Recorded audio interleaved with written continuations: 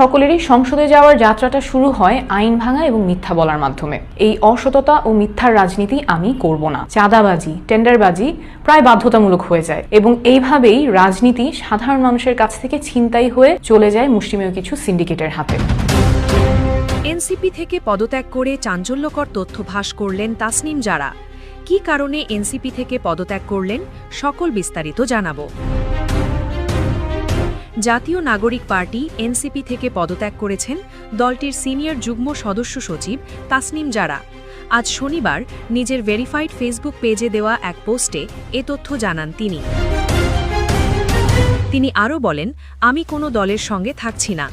একই সঙ্গে ত্রয়োদশ জাতীয় সংসদ নির্বাচনে ঢাকা ৯ আসনে স্বতন্ত্র প্রার্থী হওয়ার ঘোষণা দিয়েছেন তিনি। পদত্যাগ করে এনসিপির দলীয় গ্রুপে তাসনিম জারা লিখেছেন, প্রিয় সহযোদ্ধাগণ, আমি দল থেকে পদত্যাগ করেছি। গত ১.৫ বছরে আপনাদের থেকে অনেক কিছু শিখেছি, সেজন্য আন্তরিক কৃতজ্ঞতা।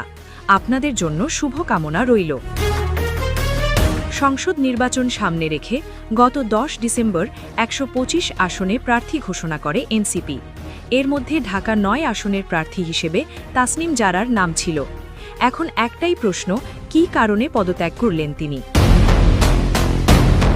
সবুজবাগ, খিলগাঁও, মুগদা ও মান্ডা থানা নিয়ে ঢাকা ৯ আসন গঠিত। এই আসনের ভোটারদের উদ্দেশ্য করে তাসনিম জারা ফেসবুক পোস্টে লেখেন, প্রিয় খিলগাঁও, সবুজবাগ ও মুগদাবাসী, আমি আপনাদের ঘরের মেয়ে। খিলগাঁওয়েই আমার জন্ম ও বেড়ে ওঠা।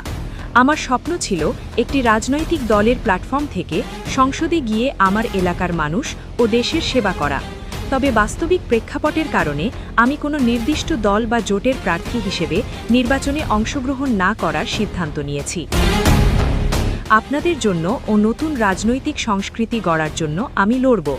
পরিস্থিতি যাই হোক না কেন, আমি আমার সেই ওয়াদা রক্ষা করতে দৃঢ়প্রতিজ্ঞ। তাই এই নির্বাচনে স্বতন্ত্র প্রার্থী হিসেবে ঢাকা ৯ থেকে অংশগ্রহণ করব। একটা দলের প্রার্থী হলে সেই দলের স্থানীয় অফিস থাকে, সুসংগঠিত কর্মী বাহিনী থাকে। সরকার ও প্রশাসনের সাথে নিরাপত্তা বা অন্যান্য বিষয়ে আপত্তি ও শঙ্কা নিয়ে কথা বলার সুযোগ থাকে। তবে আমি যেহেতু কোনো দলের সঙ্গে থাকছি না, তাই আমার সেসব কিছুই থাকবে না।